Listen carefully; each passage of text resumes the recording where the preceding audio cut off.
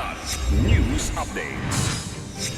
Mga balita ngayon, dating paralegal ng Union of People's Lawyers in Mindanao binaril sa General Santos City. Desisyon ng Senado sa Vice President Sara impeachment trial, pagkakasunduan sa August 6. Dalawang malalaking buy-bust operation nagresulta sa pagkakaaresto ng mga suspect at pagsamsam ng shabu sa Pampanga at Bulacan. Ako po si Cesar Soriano para ihatid ang mga nangungunang balita sa buong kapuluan. Ngayon, Kinondena ng Union of People's Lawyers in Mindanao o UPLM ang pamamaril sa kanilang dating paralegal na si Warren Kahayag sa General Santos City nitong Lunes ng gabi. Ayon sa pulisya, nakatayo si Kahayag sa harap ng kanilang tindahan sa Barangay Kalumpang bandang 7:30 p.m. nang dumating ang dalawang lalaking sakay ng motorsiklo at pinaputukan siya ng 5 beses. Agad siyang isinugod sa ospital at kasalukuyang inoobserbahan. Tumakas naman ang mga salarin.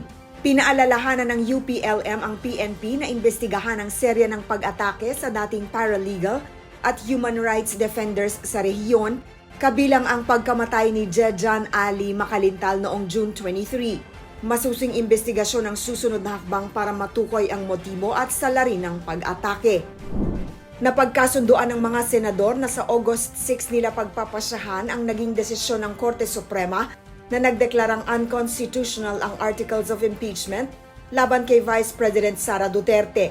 Sa naging caucus kahapon, July 29, sinabi ni Senate President Cheese Escudero na sa Miyerkules ng susunod na linggo pagdedesisyonan kung tatalima ang Senado sa desisyon. Ito ay upang bigyan ng sapat na oras ang mga miyembro na mapag-aralan ang 77 pahinang desisyon ng Supreme Court. Samantala, kahapon nang kinalampag ng mga rallyista ang gate ng Senado sa Pasay City para ipanawagan na ituloy ng mataas na kapulungan ang impeachment trial. Una nang sinabi ni Escudero na hindi na siya naniniwala na kailangan pang mag-convene ang impeachment court matapos ang naging ruling ng SC.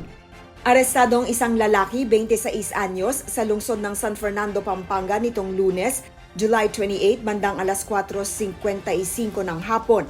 Nasamsam mula sa kanya ang humigit kumulang 700 grams ng shabu na may tinatayang halaga ng 35 million pesos.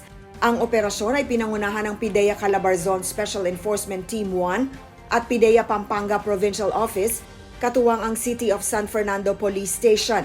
Samantala, 2 babae ang arestado sa buy-bust operation sa Barangay Borol First, Balagtas, Bulacan bandang alas 2:44 ng hapon ng parehong araw.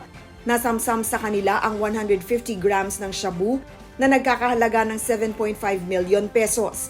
Kinilala ang mga suspect bilang sina alias Rosa, 44, at alias Tere, 65, na mga high-value target ng PIDEA.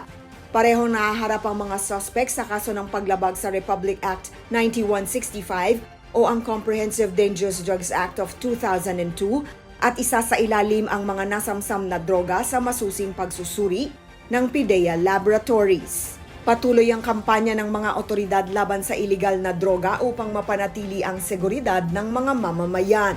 Para sa Kidlat News Channel, ako si Rosalyn Sinchonko, nag-uulat.